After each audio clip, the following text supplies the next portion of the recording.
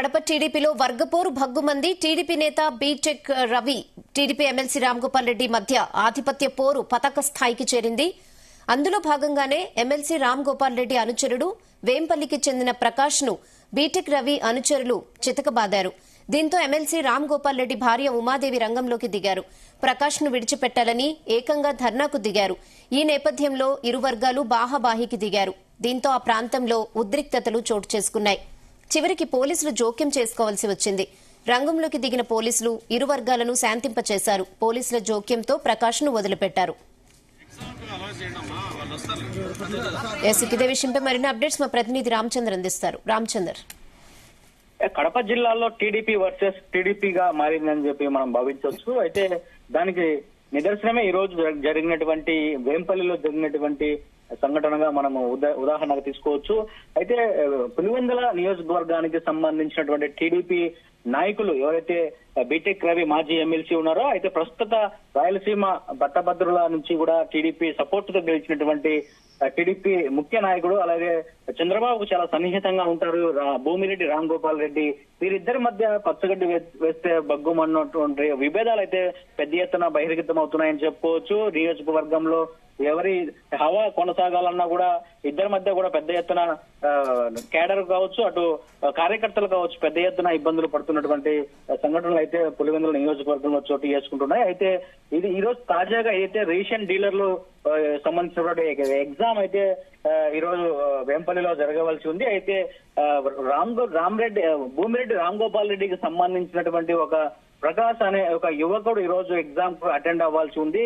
అయితే ఇది తెలుసుకున్నటువంటి బీటెక్ రవి అనుచరులు ఆ అబ్బాయిని ఎగ్జామ్ రానియకుండా, అలాగే రాంగోపాల్ రెడ్డి సంబంధించినటువంటి వ్యక్తికి రేషన్ డీలర్ రాకుండా ఉండేందుకు ఆ అబ్బాయిని తీసుకెళ్లి కొట్టి ఎగ్జామ్ కు అటెండ్ అవ్వకుండా చేసినటువంటి ఘటన ఈ రోజు చోటు చేసుకుంది.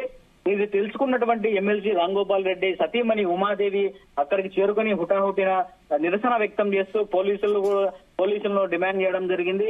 ప్రజాస్వామ్యాన్ని కాపాడండి, చెడ్డ పేరు వస్తుంది పార్టీకి అని చెప్పి కూడా ఆమె నిరసన కూర్చుంది, అక్కడ ధర్నా కూర్చునింది. అప్పుడు పోలీసులు స్పందించి వెంటనే ఎవరైతే ఎగ్జామ్ కు అటెండ్ అవ్వాలో ఆ ప్రకాష్ అనే అబ్బాయిని కూడా తీసుకొని వచ్చి అప్పటికే ఎగ్జామ్ సెంటర్ లో అందరూ కూడా ఎగ్జామ్ రాస్తున్నారు. అయితే బీటెక్ రవి అనుచరులు తీసుకెళ్లి అతన్ని కొట్టి చక్కగా కూడా అతని చొక్కా కూడా చింపివేసి అతన్ని అటెండ్ అవ్వకుండా చేసినటువంటి పరిస్థితి అయితే అక్కడ నెలకొనింది. అయితే అప్పటికి కూడా పోలీసులు రిక్వెస్ట్ చేసి అబ్బాయిని ఎగ్జామ్ కూడా పంపించినటువంటి ఘటన అయితే చోటు చేసుకునేది. అయితే మొత్తానికి ఇది తెలుగుదేశం పార్టీలో పెద్ద తీవ్ర విభేదాలు అయితే బయటపడ్డాయని చెప్పుకోవచ్చు. అటు బీటెక్ రవికి ఇటు రాంగోపాల్ రెడ్డికి మధ్య పెద్ద ఎత్తున విభేదాలు, ఆధిపత్య పోరు అయితే కొనసాగుతోందని చెప్పుకోవచ్చు. నియోజకవర్గంలో బీటెక్ రవి అనుచరులు అలాగే రాంగోపాల్ రెడ్డి అనుచరులు పెద్ద ఎత్తున పోటాపోటీగా ఘర్షణకు దిగుతున్నటువంటి పరిస్థితులు అయితే కనిపిస్తున్నాయి.